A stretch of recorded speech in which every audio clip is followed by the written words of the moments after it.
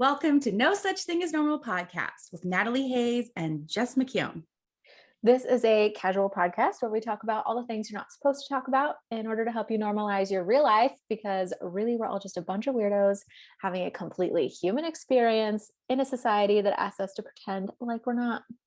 And I'm your host, Jess, a gifted spirit baby medium who facilitates deep soul healing by channeling divine messages. And I'm your other host, Natalie, and I once again changed what I do. I'm an intuitive mentor and transformative healer. Ooh, well, be sure to subscribe where you listen to podcasts. Watch our 100% unedited episodes on YouTube. And you can also follow us on Instagram at McJaguar and at Intuitively Natalie for more weirdo and woo-woo content. Yes. And if you like this episode, please be sure to rate and review where you listen to podcasts and share it on social media so that more people can unleash their weird with you. Do it. Do it. We love it. We love to see the tags and the shares. Yeah. And the comments that you like work with, put the podcast on and do your work and you feel like you're having a chat with us. And that's what we wanted, because Natalie and I were just having awesome chats and we're like, we should probably like record these because we're funny. That's the podcast. That was it. Let's make a podcast. So today we're talking about shadow work and the subconscious. I don't think we could be more excited about this. Dun, dun, dun. You did it. But like, when did you first hear about shadow work on your spiritual journey? Ooh, I feel like that term was always present, but I didn't know what it meant until I started, until I really learned Psych-K. Like I had done some other subconscious work before Psych-K, but I didn't really fully grasp how to identify with and address shadow work until Psych-K. When did you first hear about it? Definitely like in the last couple of years since I've lived in Seattle, right? And I had met a couple of practitioners and, everybody's like, oh, well, they do shadow work. And I was like, yeah, no. I was like, I don't want to look in my shadows. I don't want to go in there. No, thank you. That sounds horrible. But then I started reading about it. And one of the cool things that I read about shadow work, which actually made me want to go do it, was you tuck away gifts in your shadows, right? Mm-hmm. So a lot of times, my initial interpretation of shadow work was like all the bad things and the hard things and all the like awful things about you and all your horrible personality traits and like all your traumas. I was like, who wants to do that kind of work? I mean, now I know how incredibly important shadow work is, but at the time I was like, no, I'll just like get some Reiki, please. Yeah. And then I was like, oh, wait a minute. Like the shadows aren't necessarily a bad thing. And that I think has really shifted into how much healing can happen in the darkness, how much beauty happens at nighttime, how much the quiet and the darkness kind of represents in a healing space, and that different healing happens in the dark spaces. And it's a different type of practitioner to work with, and it's a different type of energy. So once I kind of found like, okay, there might be some good stuff in here, or at least some deep healing, I was game for it. But initially I was like, no. No, thanks. I'm like to unsubscribe. I know, I was like, where's the light work, And I think that's the thing that maybe this community, the sort of healing community talks a lot about, is that spiritual bypassing, right? Mm-hmm. And it's like, you can do light work all day and read cards and talk to your angels and go into your Akashic records. But like, if you're not dealing with your shit and your subconscious, it's not going to do anything. No. It's not going to go anywhere. And as you have helped me learn, our subconscious, like so much of like who we are, which freaks me the fuck out. Why? Because it's subconscious. Because it's like you're not aware of it, I guess. Oh, I think like it's a trip to me that like we have a programming in us and makes us do things, and we're like, why are we doing this? I don't want to do this, but we're like programmed to do it. I also think it's cool that we can unprogram or change the program. Yeah, it creeps me out that we get programmed. I know. Well, that's why they say kids are sponges. Like that's the whole basis of that term, is like your programming is largely formed by the age of 7 because of what you like absorb and like what you see and what you're exposed to between ages, birth to 7. Yeah. Which is why you should always ask children where they came from before they're like 6. Yeah, Where did you come from before this? Where were you before you were here with mommy? Like, always. I love their answers because they're still like attached, like they still are like deconditioned enough to Yeah, like tap into those past lives. So cool. I love it. I mean, there's a local bookshop here in Seattle called East West Bookshop, and there's a Mhm. woman who's doing past lives, like I think a talk about it and also sessions, right? And I clicked on the link and I was like, oh, that's cool. And then I clicked on it again today, and all the past live sessions are sold out. Oh my gosh. And I'm like, people are obsessed with this idea that things are carrying over, and they're Mhm. realizing that they have these like weird ailments or weird reactions to things, and they're like, I want to fix that. And I think that's maybe a good thing too. And like, where does that stuff live? The I past life stuff. my guys are saying it lives in the super conscious. Okay, that Because makes sense. subconscious is like this life programming, Only but okay. like eh, the way that they're the way that they're describing it to me is like you pick lives that continue your work. Ah, So it's not like you're missing out on something in a past life because there are still things in this current life that mirror those issues in a past life. Like it's all, they're like same, yeah. same. You picked a life that is going to help you continue to evolve. So if there's unfinished stuff or like karmic debts or whatever, other contracts from past lives that need to be wrapped up, like you're going to experience them in this life too. There's nothing there. I mean, it's fun to go in and explore those past lives, but like the work is still going on in your current life. There's nothing you're missing out on. Yes, I like to say that too, because I get a lot of past life stuff come up in sessions. Mhm. And it is fascinating to know that you were a queen. Okay. Like people are Right? like, yes, I knew I was a queen, and I I'm like, knew okay. it. And how do you bring that into this lifetime? And or sometimes, being a queen was great, but you were so like repressed and had to do things a certain way. And so, if you're like rebellious or whatever in this lifetime, it might be a reaction to that feeling. Mhm. So, but yeah, I always try to like focus on, but like, how is it affecting you now? And Mhm. like, to your point, when you carry it over, either if you've changed, like body types, like if you're a male versus a female now, or, you have certain things, it's like you chose those to help you be like, maybe this will help me figure that out. Maybe if Mhm. I give myself this family and this combination of things, I can like get that core wound healed. Mhm. Yeah, because you definitely choose to come in the most favorable circumstances for you to do your work, even if it doesn't, even if you've been conditioned for it to not look like that. It's true. It's true. It is. How would you like define shadow work? Because I kind of feel like it's big and dark, and lots of people kind of consider things shadow work. I would say that your shadow is any like wound or Mm, emotional trigger that is maybe uncomfortable for mm, you or challenging to look at. Anything that you get like an emotional trigger by. One of the like shadow work courses I did had you like take the trigger out of insecurities. So like look in the mirror, and if like you were worried about being judged for like your body weight or something, like if somebody calling you fat or something was really triggering, mm.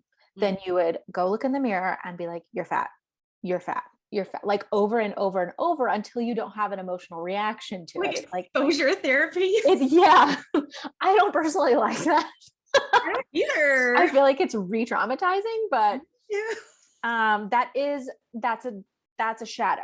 If like if somebody calling you fat or ugly or stupid triggers you, then there is a shadow aspect of you that agrees with them.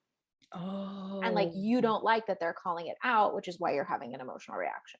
oh, because they're bringing it out of the shadow. Bringing it out of the Shine the shadow. light on it. And you're like, no, I want to be in here. So that's the shadow, and the work part of it is just acknowledging that like, oh, ow, yeah, that's a wound. I need to heal that within myself so I stop attracting it.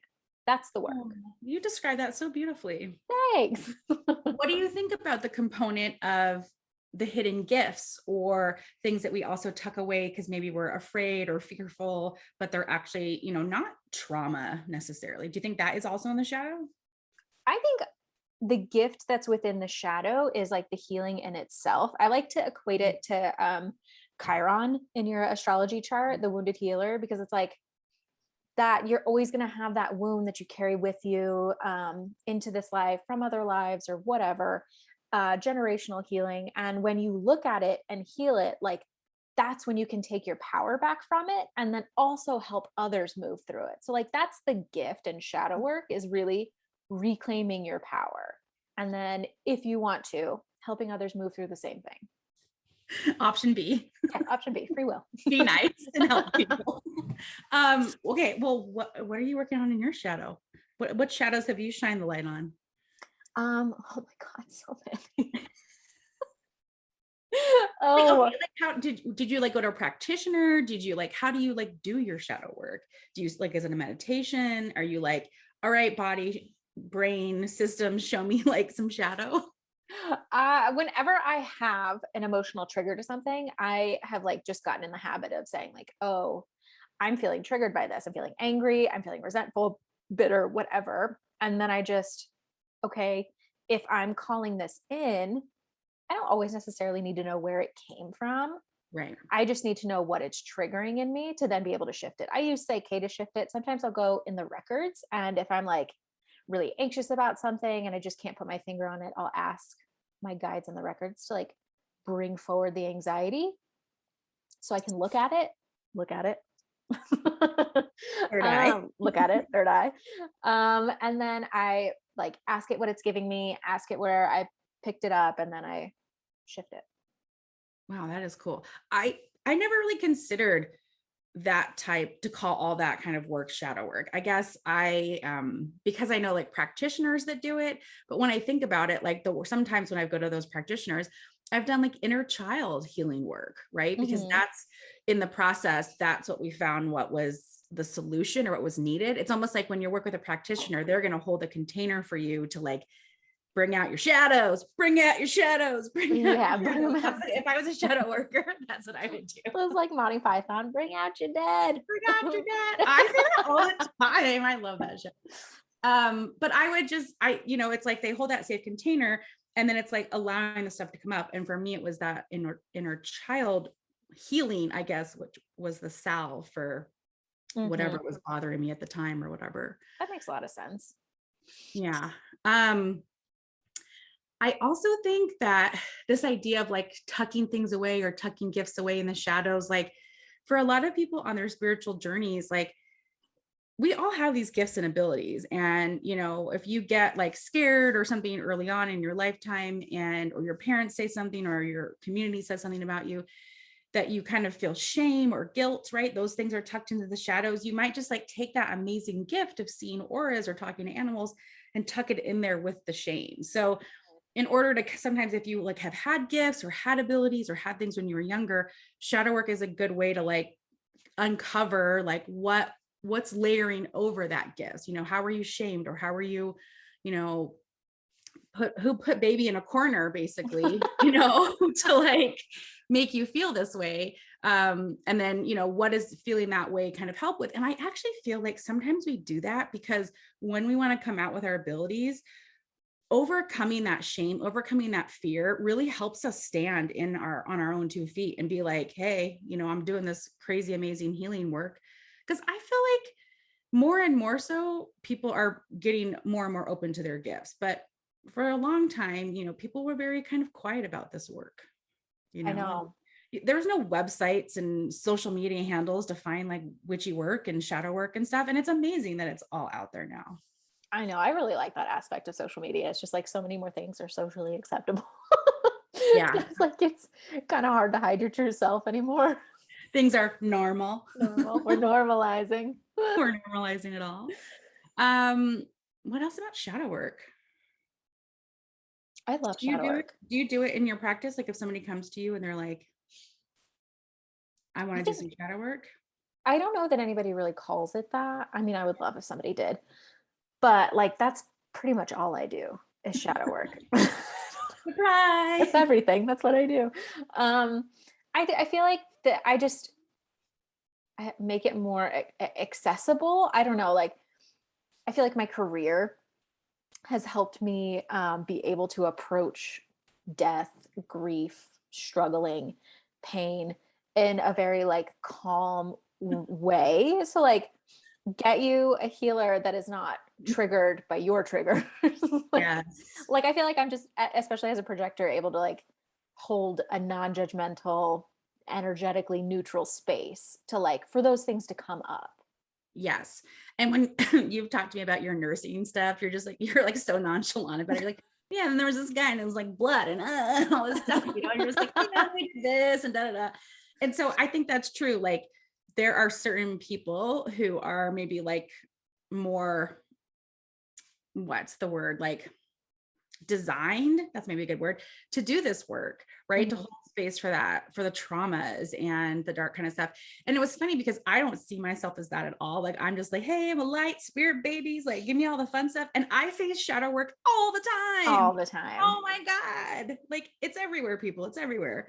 And it's so interesting because what's been coming up a lot lately is all this stuff between couples and all They're the the communication best. stuff, right?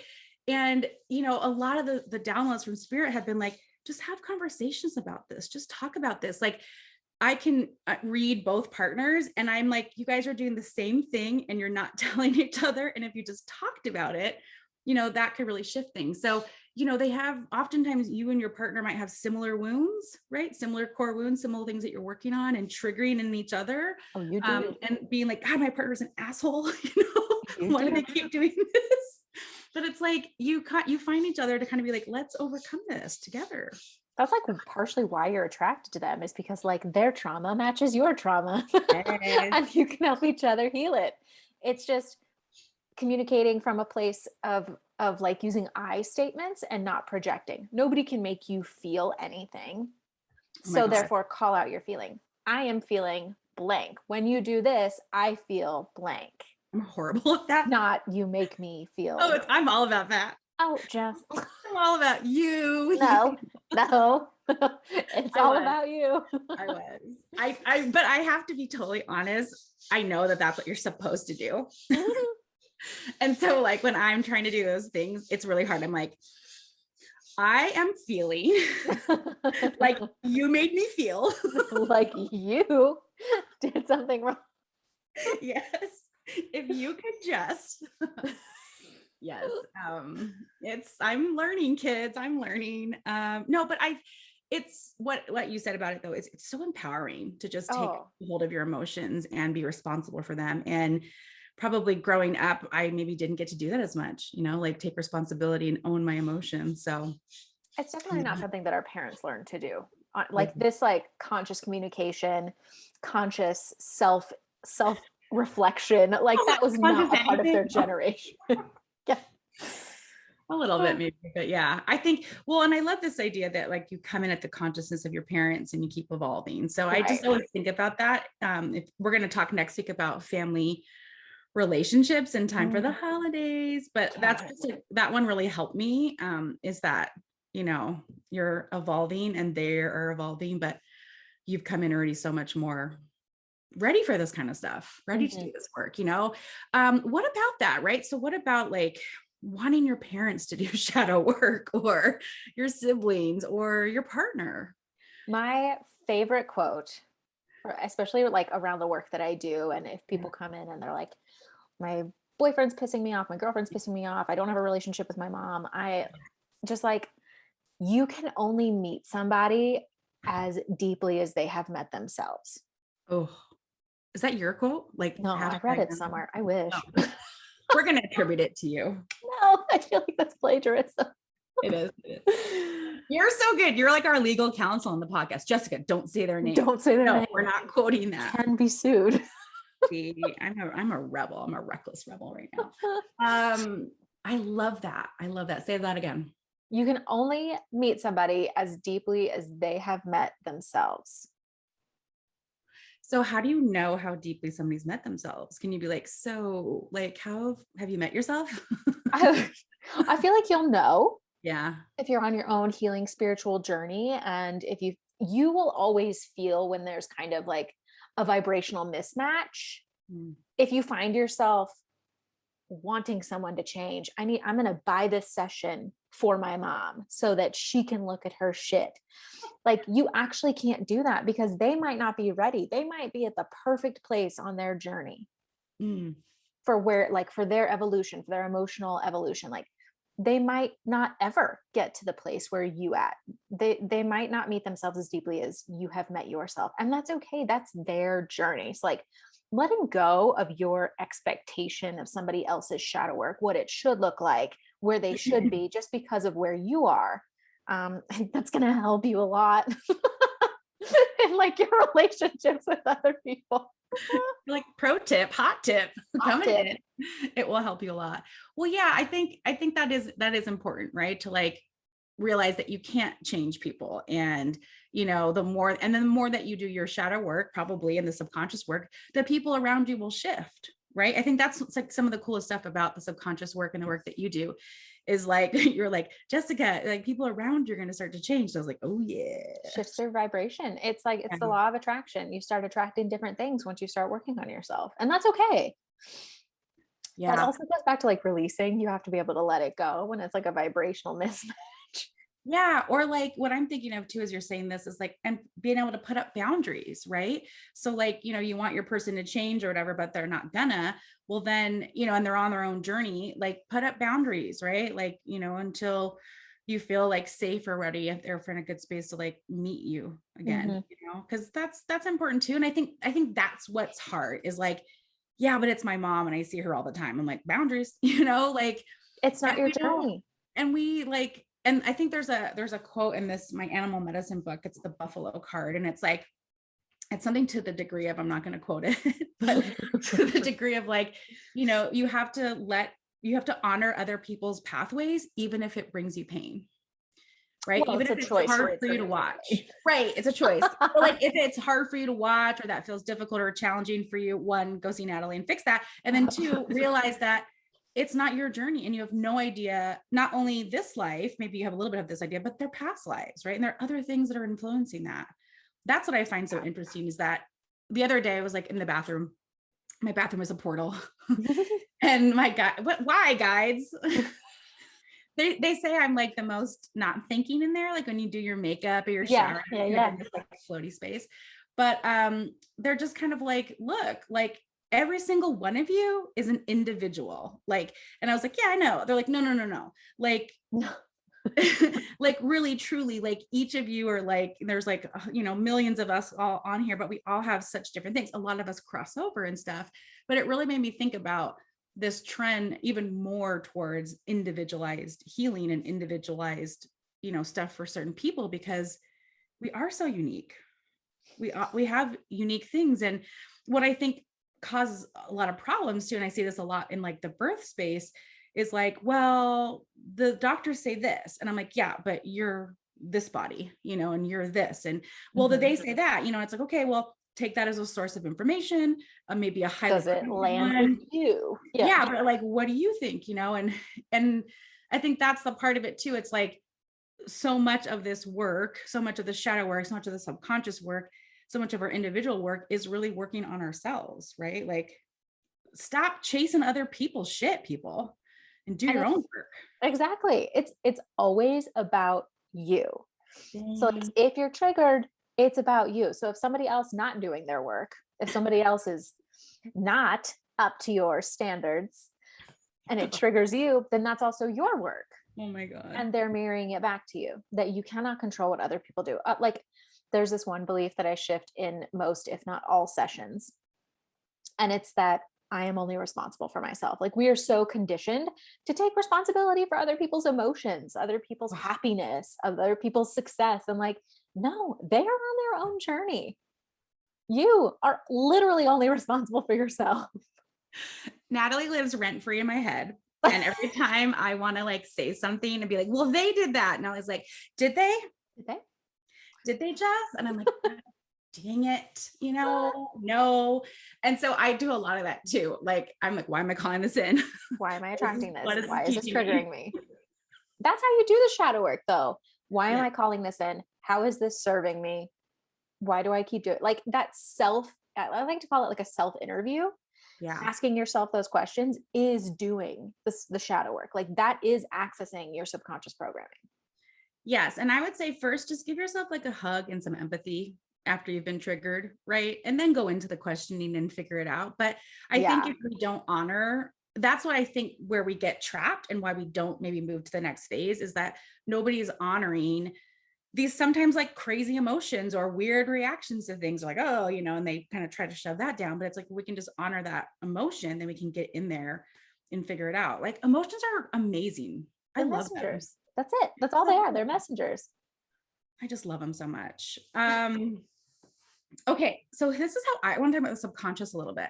So how I learned about the subconscious was in my yoga training through Yoga Nidra. Have you heard of that? Is that breathing or is that is that a type of yoga?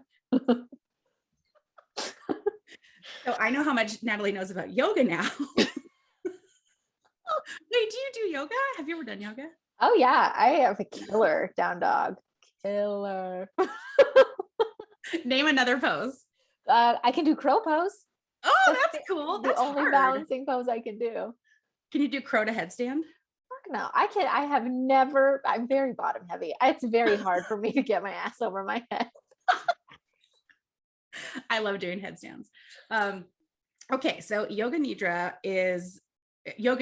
means yogic sleep. So this is how the yogis slept. And it takes most practices are about 45 minutes to an hour, although on Insight Timer, they have much shorter ones, 30 minutes, 20 minutes. But I like the long ones because I just feel so relaxed after it. Sometimes it's hard to find 45 minutes though, but it takes you on a really deep relaxation journey guided by voice. And you get to a place where your brain waves are slow enough that you're in your subconscious, right? And then you set an intention in your subconscious, like you're planting a seed. And then, the instructions are okay. And then like, don't worry about it. You don't have to do anything about it. And then you come back to the waking state, your alpha waves, and then you've implanted this intention. And like people like quit smoking through it. Not like, they set intentions and you can't set an intention like, I want to be a skinny bitch, or more like, I don't want to be a fat bitch. How about that? That's conditioning, right? Yeah. It has to be in the positive, a short positive statement in the present tense, right? So you could say like, I am 160-pound woman, right? And when you implant that in, the idea is that like, as if you're thinking of yourself as a 160-pound woman, maybe you like get up and go for a walk, or you eat differently, or you exercise, and you feel this like motivation within you. But I don't know that really worked in that way. I think that's like manifesting. Like that sounds like, as you're saying it, I actually have done Yoga Nidra. It was like a nap. I paid like $120 for a nap. I mean, basically, not necessarily a comfortable nap either. True. It's like when we talk about meditation and like manifestation and tapping into the frequency of it already being your reality. Yeah. That's what it sounds like to me, is like you're tapping into that frequency of, I am a 160-pound woman. What does this feel like? What does this look like? I'm going to make decisions from this place as if it were already my reality. And that's how you manifest.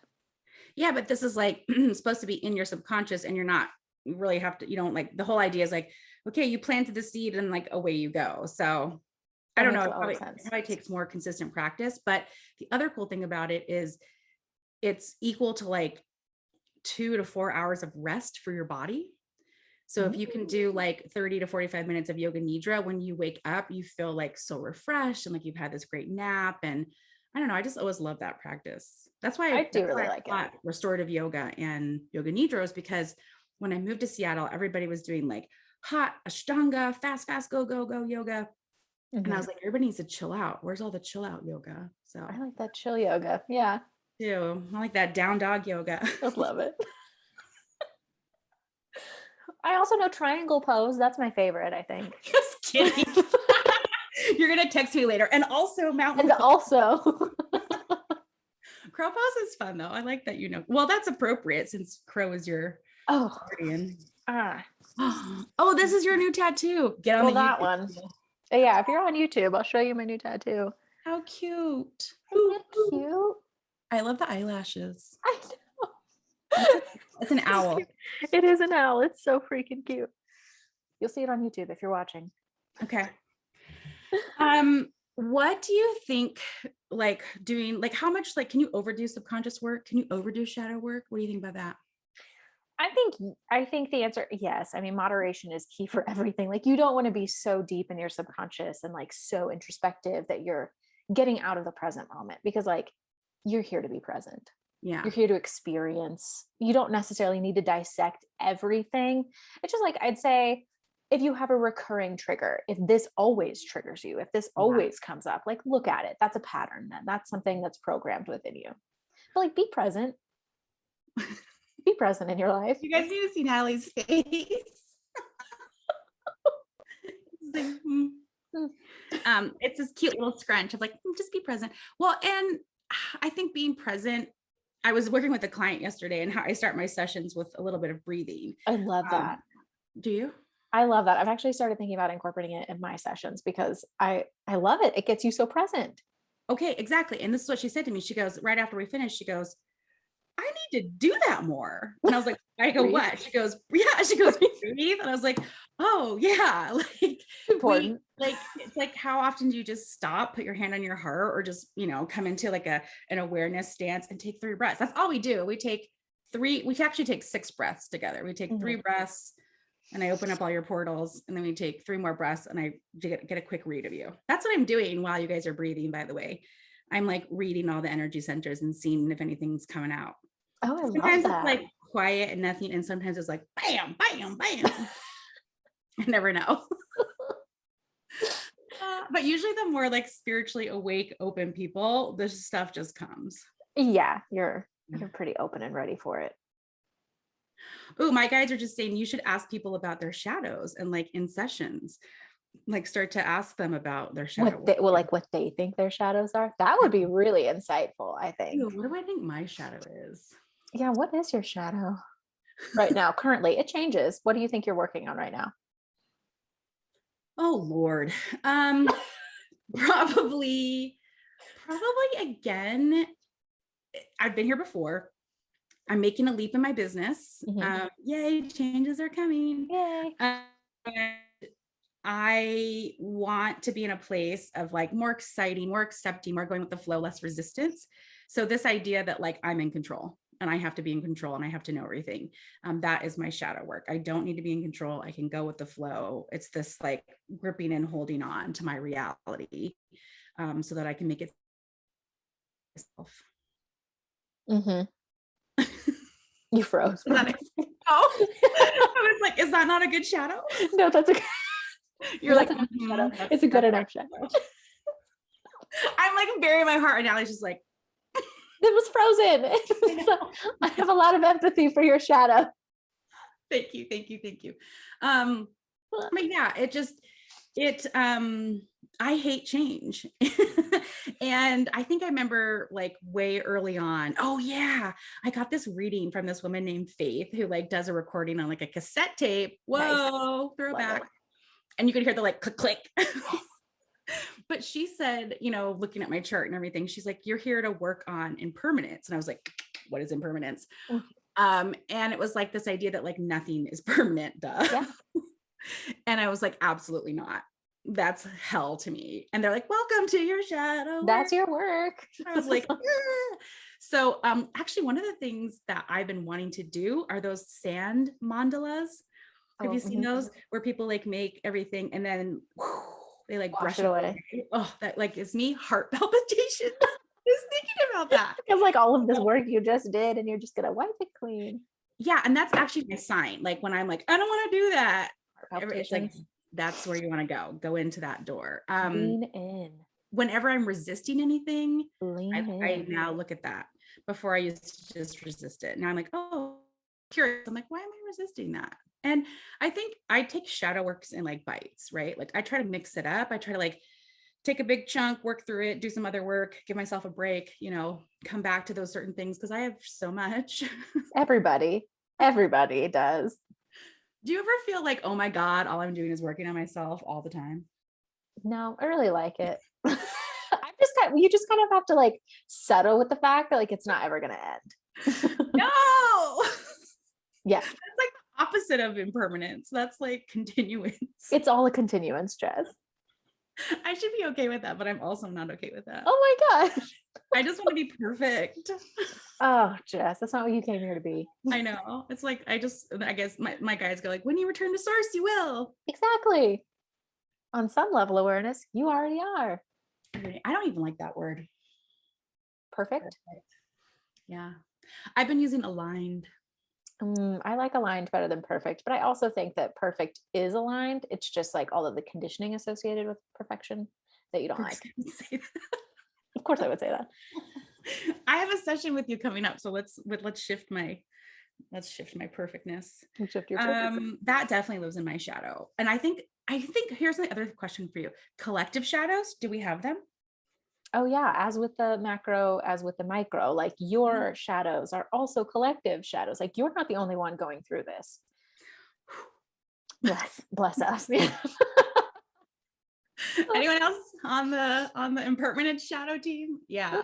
But I also kind of feel like there's bigger shadows, like racism shadows, and the big things that we've experienced these last couple of years, around all the disparity and all the differences in the world, that those are collective shadows too. How do we work on the collective shadows?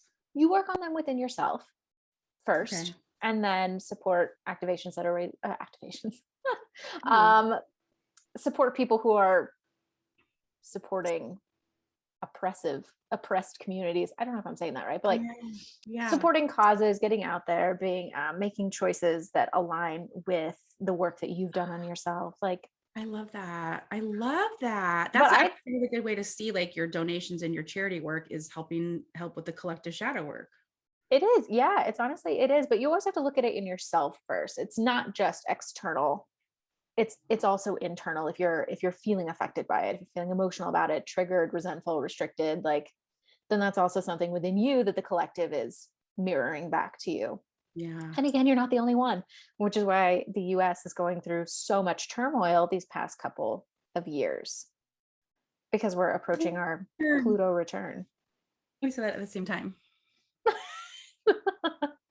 What does that mean for the US? What do you think about that? That's next year, right? 2022? I think it's been really close. Like it's been coming, Pluto just was retrograde and now it went direct. So like it's kind of like a waxing and a waning in the intensity of the energy, but I think it goes direct in February. Like, or not direct. I think it hits on the degree in February. The same degree that it was when we were founded. So. Yeah. Okay. Yeah. Don't quote us on that. Again, but hobby astrologer. But and Pluto, you're still a planet to me. Okay. Pluto it's powerful. Pluto is an outer planet. So it's not like it is a personal planet, as in like it will bring up stuff for you to transform. But it's largely a collective planet. It's generational because it moves so slowly.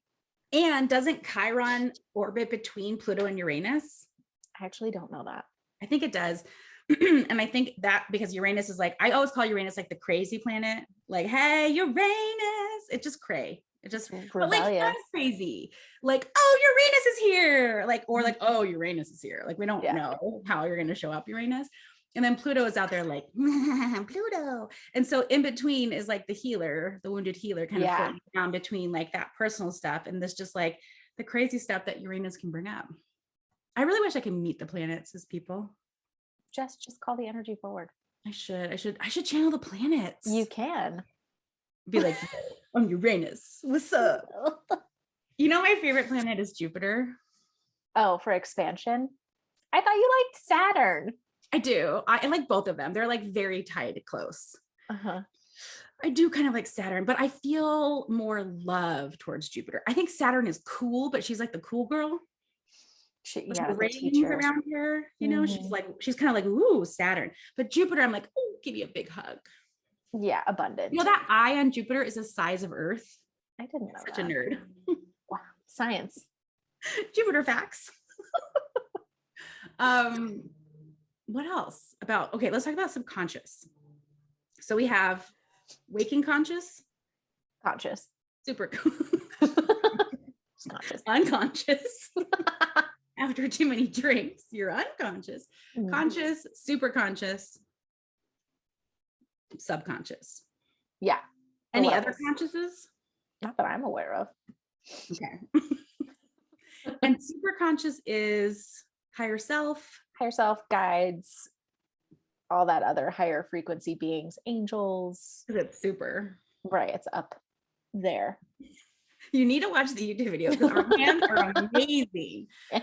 Okay. And then conscious is waking. Waking, ego, it's your Ego. created thoughts. Yeah. Hello, Yeah. ego.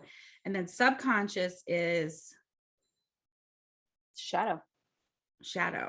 And okay, this is what I want to ask you about, because again, with yoga nidra and getting into the subconscious, as they like to call it, it took like 45 minutes, right? To like get you from that state to that state. But we don't do that in Psych K work. Mm-mm. Are you just setting the intention to work with the subconscious and there we are? I think so, but it's also, let's see, how does this work? It's like I'm communicating directly with your truth, not your conditioning. Oh. Yeah, I don't really know how to explain it. I forget how they explained it in the Psych K workshops. I think a lot of it is intention, like I'm going in with the intention to work with your subconscious mind. But also energetically and intuitively, I can see your energy around things. Oh, can you now? Mm-hmm. I can see your energy. Okay. I just find the subconscious like so fascinating. And also a little scary that like so much is run from there. Why is it scary? Again, control. Again, control.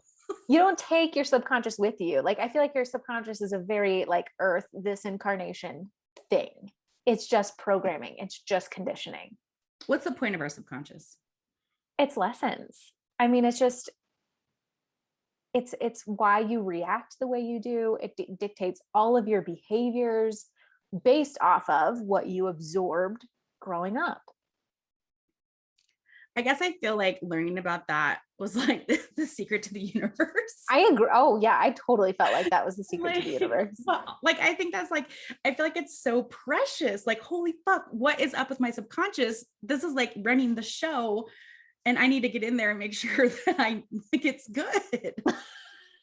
Yeah. And the only way to like know what to go into to do the shadow work or the subconscious work is through triggers, or are there other ways to like figure it out? Like, do you have to be triggered, or can you just be like, I feel like doing some shadow work today? It's like, why do I react the way that I do? It's a self interview. Like, so I think people access their subconscious programming by journaling if they're being really honest with themselves. I think through journaling, just self inquisition, and then reflecting back on your childhood and like, oh, I'm reacting this way because I grew up in a blank household, like, because that's what I saw growing up. So I think accessing your subconscious is always easier when you're looking at it from like an I perspective, not trying to project onto anybody else what you're experiencing. But if you're like, I am feeling this way because blank, blank, blank, this reminds me of when in my life I picked up this, like, yeah, it is about you. Your subconscious is never about anybody else. Well, and what you're kind of inspiring me from we've had a little phone chat this week too, was like this idea that like you're responsible for your healing, right? Mm-hmm. And like when people come to you, I'm sure they're like, Natalie, what should I fix? Or, and it's like, what do you want to fix? What's bothering you? Yeah. You tell me, and it's that idea true that it's like when you take ownership for your own healing, for like, this is the thing that's bothering me. I think that makes it more powerful, makes it maybe more able to transition, because you're maybe putting your consciousness on it as well to kind of be like, I'm ready to shift this, because your consciousness is what notices it, right? Yeah. I mean, that's your processing system. So if like your ego is alerted to something, it's an imbalance. Yeah, I just got a text. Yeah, or out of alignment.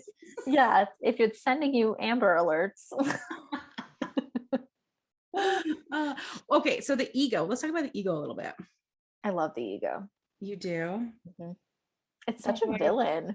Am I the villain? I don't think I'm the drama. Oh, we should do that one.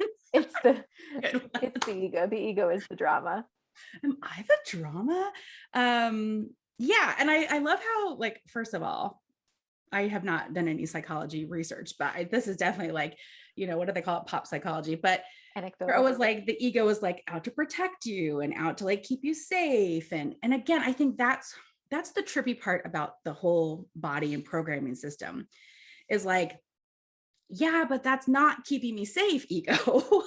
Like, It's a perception of safety based off of your programming. yes, yes, I yeah. like to describe your ego. It's if your subconscious mind is your programming, right? Okay. It's like dictating all of your behaviors. Then your ego mind is your processor. It's taking Oh, it in and you're making decisions based off of your programming. and okay. It's And not running the show, it's just processing reacting to it, responding to it based off of your programming. Yeah. with your program. Yeah. It's like this thing happened. The ego's like, okay, filter, filter, filter. The subconscious says, let's do this. And the ego's like, boom. Yeah. And then the ego feels justified. I can tell when I'm making an ego decision for sure. Because it like what? Because it gives you something or like it doesn't really feel that good. It it feels haughty. Mm, Feels like it feels very much in my head. I feel warmth around it. I don't feel it in my gut or my heart. mm-hmm. It's an up here. This is what I think it should be. I think that is a key phrase for your ego. Ooh, therefore I am. Right. Thank you. Renee. I call him Renee. Oh, I should channel the philosophers. I was a philosophy minor in college. But you could learn a lot from channeling philosophers. Heads up, you could channel anybody you want if you're if you're listening out there. Like it's not, we don't have like special access. You can. How would one do too. that? How would one just channel anyone?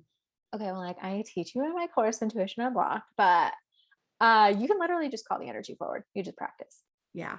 Okay. So I am doing Natalie's course right now. I'm going to do a little review soon, but it's a self-paced. So give me some time, people. And I have to do homework each week because Natalie gives you homework. So Yeah. I'm like working on my homework, but I really loved I think it's module 2, the exercise where you like call in a cup of coffee and then, and To I like was meet your so, spirit guide. yeah. And I Yeah. was so surprised of like, how did you have us call in a couple different things? Yeah, to experience the different Yeah, ways yeah. that you receive. Yeah. Yes, that's what it was. Because that's what I was trying to explain to you. I was like, I Mhm. think that's what she did. But like, Oh, I yeah. called it in. I'd be like, oh, this one I like feel and hear, and like, oh, this one I like smell and this or whatever. And I thought it was interesting because I feel like I am so clairaudient, but really a lot of it, most of my 2 strong ones were voyance and sentient. Like I see things and I feel things. I see things and I feel things. I see things and I feel things.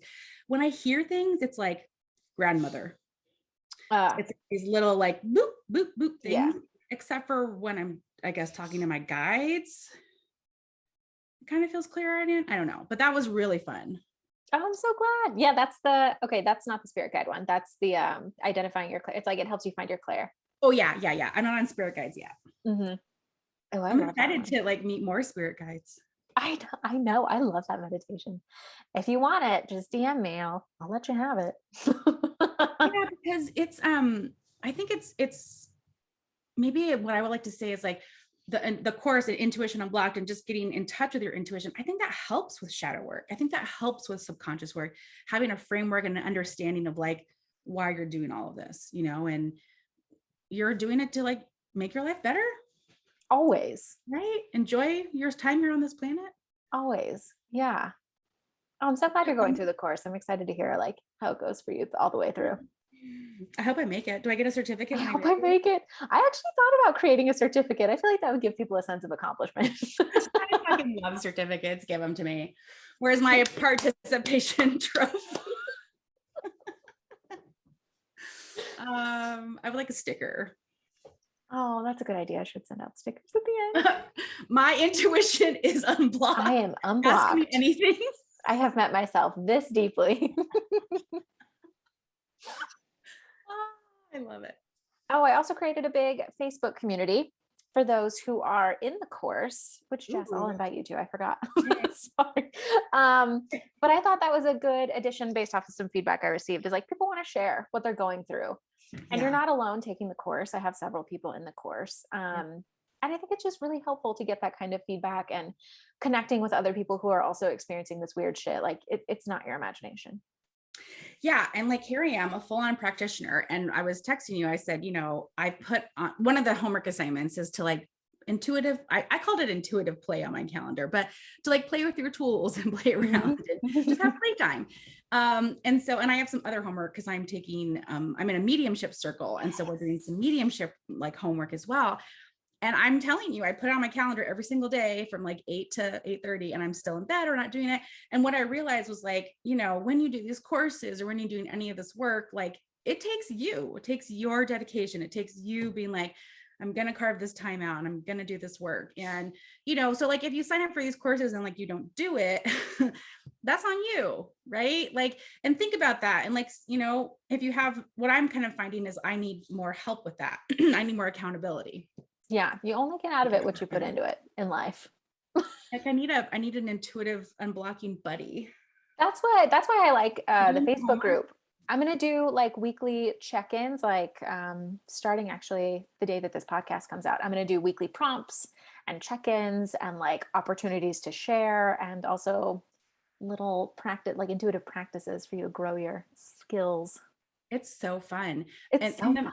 In the mediumship circle, like that's what we do. Like we held objects, just like go. And it's funny because it's like kind of scary for people to share because you're like, I'm getting on this and on that. And it's so weird because the reason why I'm taking this is because how my work happens is through conversation. Like as you say things, like things light up for me. But this mediumship work is like nothing, they're like, don't say anything, don't say anything, just yes, no to confirm. And I was like, oh my God. Okay. So it's using a different access and a different focus. I'm really trying to like pull that in. But I don't know. I'm just excited to like learn about it and, continue to like, I don't know, connect to the other side and grow your ways. The work is never done. Except for when you're on vacation. Right. I feel like this is a good time to talk about the changes that are coming up in your business. Like we just had that big new moon in Scorpio that's super powerful. So let's give Jess some accountability so that she can talk about the changes coming up in her business. We're going to celebrate her. We're celebrating your pivot. Yes. So, my newsletter subscribers will hear this already, but I am really coming back to spirit babies, and I'm really coming back to helping people get pregnant, helping people through their pregnancies, helping people postpartum and through the grief process if they've lost a baby. And my big goal again is to like build a place for all these cool kiddos that are coming in, like my children and Natalie's children, to do like, I call it spirit school, as a lovingly, sort of term for this idea, but I want them to like go and be able to learn like we do, like learn cards and crystals and all this kind of stuff, but, formulated for kids. I don't know if it's going to be online, in person. I'm still kind of formulating this dream, but it's always been with me on this practice, on this journey. And then along the way, people just started referring and they're like, well, if you can talk to spirit babies, can you talk to anybody else? And at the time I was like, yeah, sure. Yeah, I can do that.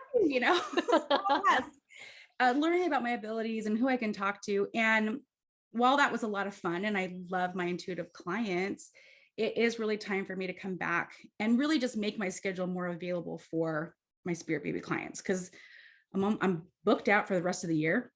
It's November, and a lot of people email me and they're like, do you have any openings? And it's like, I want to make more space for them as well. And the other kind of thing that, I've sort of realized is I want to work with you longer. I want to hold your hand and be your BFF and your guide through these big transformations, whether it's trying to get pregnant, working through the fears if you've lost a baby and you're pregnant, helping you through the grief and understanding why, and even when they're fresh on earth and you're like, why is my baby not sleeping? Like I want to help you with that. Like this gift and this ability is so beautiful. And I'd love more people to be able to do it as well. So there's just lots in there. And this focusing just feels really good and really exciting. So one of the people that I love to recommend for my intuitive clients is Miss Natalie. Oh, thanks, Jess. Yeah, because you can clear your shit. You can read your Akashic records. She's got all kinds of fun stuff. Playful stuff, intuitive stuff. Like that's her jam, I love that. I'm so excited. So what made you want to kind of niche down even further? You guys, I was waking up and being like, I don't want to work today. Mm-hmm. And that's my sign. I remember I was like driving into this place of work when I first started. I was like, oh, I'm so excited. This is so cool. And then over time, as I started to hate that job, I drive in and see this big sign and be like, and I was like, fuck that sign. I'm gonna leave. That's my sign that I need to leave. And so when I started feeling that, and I would ask myself, I'm like, why don't I want to go to work? And what is it about it? And this and that. And they're like, you just don't love it as much as you love the spirit babies, and I love doing the intuitive stuff and I love my intuitive clients, but the spirit babies is like, it just feels 1,000 times better. Mm-hmm. And I think that's something good to know. Like, even if you're good at something, doesn't mean you have to do it. Right. Just because you can doesn't mean you want to. Yeah. And I mean, I think what's hard too is, having to like disappoint people, but it's only temporary. That's your shadow. Oh, is it? Yeah. That fear of disappointing people, that's a shadow aspect. Should I be okay with disappointing people? Like, I think you should be asking yourself that. I don't know. But I love that you asked Natalie, yourself, heal me. why don't I want to go to work today? Like, that is you exploring your shadow. That's true. Mm-hmm. Yes. And I, instead of just like what I would normally do, or what I did when I was working in corporate, was I was just override that thought again and again and again. This time when it came, I was like, oh, okay, I need to like explore what that means. And this was the resolution, was that it's time to let that go and to create more space. I also need space in my schedule to like develop this spirit school. And I need time just to work on that, not seeing clients. So yeah, I love this for you. Bound for January-ish. Yes. I might take some time off in January. So that's so exciting. I'm really excited. Oh my God, for you thank you for calling me to the mat to talk about that. I feel like it's going to be so much more transformational. Like, one-off sessions are great, and some practitioners really love to hold space for one-off sessions, meet you once, and then like your relationship is over. But just like you, like, I am also going to be transitioning into only doing 5 or 10 sessions at a time. Like, I just like, I have found throughout the past, 3 years doing this, that like the amount of results that you see, like the way that I am able to tap into your energy when we work together more than once, it's so much easier. It flows so much better. I'm more attuned to your energy, and like building that relationship with you and helping you really move through things. It takes a longer period of time than just one session. Yes. We don't want one night stands anymore, people. We want relationships. Commitment. We want relationships. We want to be in it with you. I remember working with a healer once about this topic. And what the guide said was, you need to help people understand how long it takes to heal. Like, by developing your packages and how you work, you're kind of showing them like, yeah, this might take 3 or 4 sessions, and they didn't want to like, they felt like they were like being selly, like, oh, salesy. Salesy. I like to make up words. And I was like, no, you're not being salesy. You're telling them, hey, in 3 to 4 sessions or whatever it is, we can really shift this, and that, we're going to shift something, you're going to integrate it, you're going to process it, come back, it might just take, whatever time it takes. And people, I think, want it one and done, but it's just not. I mean, and it could be, but like it could be. I'm not going to tell you that it's not, but like, you just have to be so ready to commit to yourself to really see the results that we're capable of facilitating for you. Yeah. Yeah. And I want to say, like, you're worth it. You are worth it. It is actually like, it's not that you're committing to me, it's that you're committing to yourself. Yeah. And like, we're just here to be like, what's up? Let's do this. I'm signing up with you. Like, I'm going to be there with you. And I'm really excited about the pivots happening for both of us. Me too. So excited. Let's also tell them what we're talking about doing. I was feeling like maybe early December for one of our episodes coming up. We're going to do another Q&A coming up soon, but we're going to do it differently. We're going to do a live Q&A. So we would love for you to join us. More information about that, I think, will be coming as we start to get it together. It will be after Thanksgiving, but before Christmas.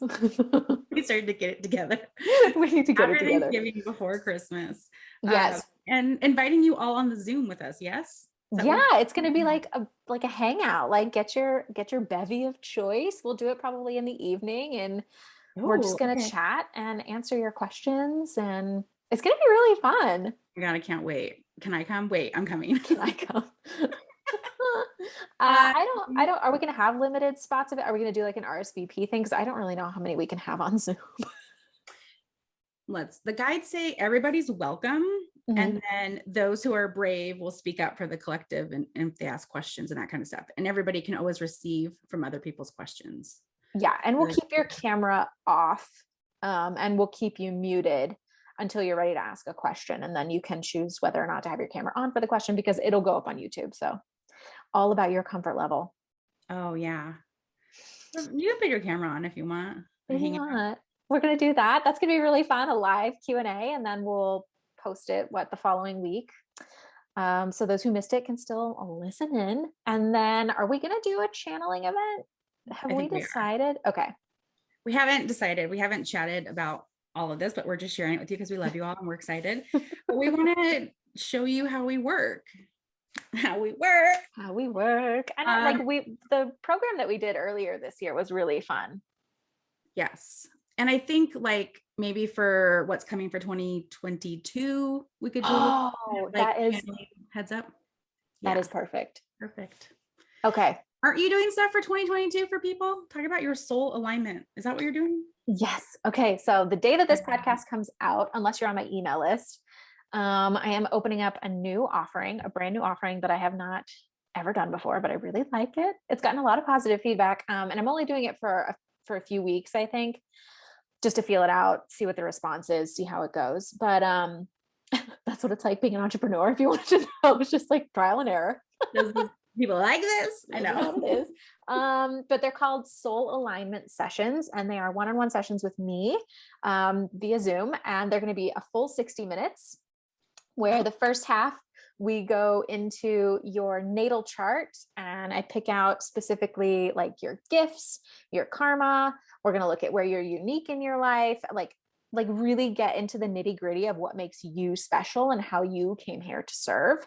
And then the last half of the session, we will go into your Akashic records and find out what your soul purpose is, what your purpose is in this life specifically, how you can best work with and use your gifts, and then what is blocking you from using your gifts, or like truly aligning with your soul's authentic path, and remove and shift and clear any blocks associated with that. So it's actually, I've done a couple so far and they're so fun. I really love it.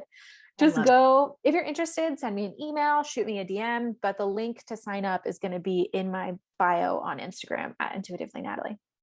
Oh, and that is so cool, because I think a lot of people, when they kind of awaken or wake up, on their spiritual pathway, they're like, what do I do? What's my thing? What do I do? And getting this information through like with a guide to kind of help you like understand it, process it, ask you the right questions to kind of be like, what are you going to do with this stuff? Because sometimes, your dharma or your purpose is like to love people, it's big. Yeah. And you're like, well, how do I make money off of that? And it's like, please know that your purpose is not always about how you make money. Right. And a lot of times too, I'll talk to people and their sole purpose is an artist, but they're like having this like 9-to-5 job. And I was like, that's fine, because that provides you stability and you can do whatever, but you have to do your art. Right. Mm-hmm. You have to still have that outlet. So, it's less about, I think a lot of people kind of align soul purpose with like job or career, because we're so career focused here in America, and job and whatever, but it's way more than that. And your job or what you do for a living or make money can have elements of that. Right. Like I think I've told that story about the bartender, right? Like the bartender can serve and be a listener just as a therapist can, Right. And that's truly like your gifts working for you. Yeah. Like in any capacity. Your gift, that's true. You don't have to monetize or capitalize on your gifts if you don't want to. Like you can have just any old regular job and still be using your gifts. But if you want to use your gifts to create like a soul fueled career, like Jess and I have done, and we've walked this path, I'm going to be launching a Black Friday sale for one day only for a program launching in January that you're hearing it first. It's going to take you through setting up, like deciding on setting up your business in 5 weeks. If that's what you want, you have the opportunity to spread it out, of course, if you need to, but in a way that aligns with your 9 to 5. So like, you don't have to make it work for you right off the bat. I'm going to teach you how to set it up, get everything logistically together, get your systems set up to receive clients or whatever kind of work you want to do, just all ready and in a way that works with your schedule that you currently have. So it's like a no pressure, but I know I want to do this program. Basically what Natalie did before she quit nursing. It's what I did. It's exactly what I did. Here's your escape plan, people. Yes, it is an escape plan. Yes. But I think that's so cool because, again, like we have so many gifts and so many talents, and you really can have a full-time supportive business doing this really beautiful soul work. So come on down, people. I know. And I think that's what we're blending into. Like I sent an article out to my email list last week about it's not that there are job shortages, there are employee shortages, because like people are standing up for what they actually want and how they want to serve, how they want to live their life. Like it doesn't necessarily fit the matrix box that we've been so conditioned to put ourselves in. Yeah. It's different. You're different. You are unique. The way that you use your gifts and can serve is unique. So I'd love to help you get that set up and start making money from it. And if you think that you can't do that, that's your shadow. That's your shadow. Okay. Is there anything else about shadow, subconscious that we want to touch on? Any fun stuff? We've given you like lots of like updates towards the end of this. We just got kind of chatty. Mm-hmm. I think shadow work, we're like, yeah, we do it. This is it. But also all the other stuff. I think we're good. I'm excited for next week. We're going to talk about hard family relationships. Yes, specifically going into the holidays. In-law stuff too. We'll throw in a little sprinkle of in-laws. Yeah, we're going to talk about that. Just want to be there to support you guys around that. Cause I think, talking of triggers, family is like a big hot zone for that. It's kind of where you get them. It is where you get them. So I'm excited to like be able to give you some tips or tricks or actionable steps to help you like navigate this holiday season if you do have like difficult family relationships. Yeah, I'm here for it. Here for it. Okay. Well, with all that being said, hit us up on the gram and we'll see you next week. Bye. Bye.